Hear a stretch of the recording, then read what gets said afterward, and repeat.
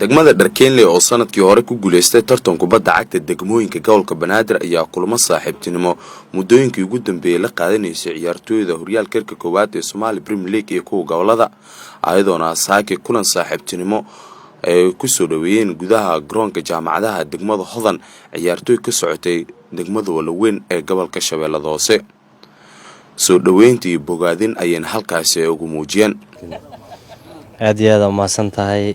kulay waxa waaye marti aad weyn noo imaaday waa alxamdulillah waan u jeedaa hadda kulanka ciyaartii way dhaxdooda socota ciyaarta aad iyo aad marka waa soo dhaweynaa tiimka Walaweyn meel fog nooga imaaday sida sharafta badan ee noo qadariyeen ee noo qiimeeyeen noogu imaadeen annagana waxaan leenahay walaalaheena tiin soo dhawaada sacba furan ku soo dhawaada degmadu waa degmadiini وانا مر والبنا هيلي هو قلب تاعنا والله اني صادالين هدي هورتا صادالين مشريره بلس ان انا هورتا اهان انا مر والبا قادنا وجعلنا مر والبا انا كوب ku guuleysano maxaa yeelay laakiin degmooyinka badan waxa waay nin kastaba hadda waxa wuxuu nagu caqabad maxaa yeelay sanadka hore qaadnay sanadkan team walba wuxuu la soo shirtigi doonaa inuu anaga dhigta ciidan noo daro balse anagana waa ka baaran degnayo ciyaartooy aad u qiimo badan oo sanadka hore ciyaaray iyo kuwa kale oo sanadka hore fursad heli way hadda heleen inta way joogan oo aad u adag kulli waxa waay indhaha macalinku macalinka FC Turkish ee ka dhisan degmada Walaweyn ayaa dhankiisa ka gudoomay soo dhaweynta uu sameeyeen maamulka ugu sareeya degmada Dharkeenley abu ugu horeeyay gudoomiye ku xigeenka isboortiga soo dhawahay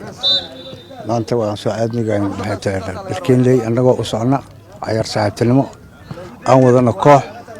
kulli insha Allah waan barta aadan wanaagsanahay ciyaartana waxaan rajaynaynaa kulli guul daro labadaba waa loo soo baxaa insha Allah kulli wixii natiijo aan waxay ku dhamaan doontaa ilaa ay hadal lama sheegi karo guush milay raay doonto insha Allah kulli waxaan rajaynaynaa istaan aadan u soo dhaweynaa والله waxay noo soo dhaweeyeen si aan caadi ahayn ma sha Allah aad iyo aad waxaan ilina deegaanka dadka degan ee Dharkeenley ciyaartooydeeda gudigeeda gudoomiyaheeda dadweynaheeda inta aad iyo aad noo soo dhaweeyeen waan ku faraxsanahay macalinka labaad ee degmada Dharkeenley ayaa dhankiisa aad ugu riyaaqay ciyaartooyda kubadda ay soo bandhigeen ayagoona sanadkan doonaya in ay difaacdaan run ahaantii adaxtaa waa u jeedaa qaabka uu soo diyaar garoonay ciyaartooyda dadaalka ay sameynayaan marar badan waxa waaye waa noo imaadeen run ahaantii sanadkan waxaan rajaynayaa inaan difaacano insha Allah waan dhici doontaa aad u sareeya maxaa yeelay juhdi badan la geliyaa ciyaartooyda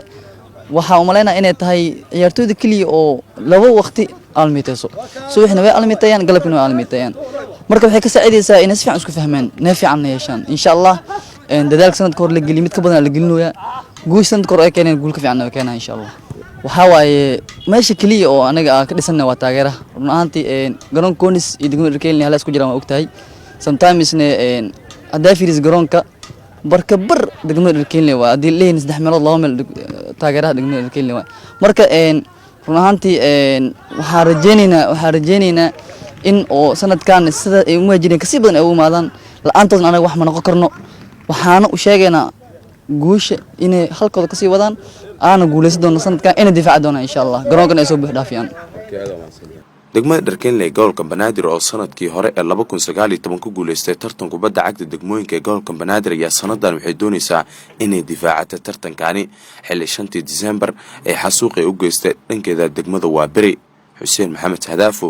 Astaan Sports garoonka jaamacadaha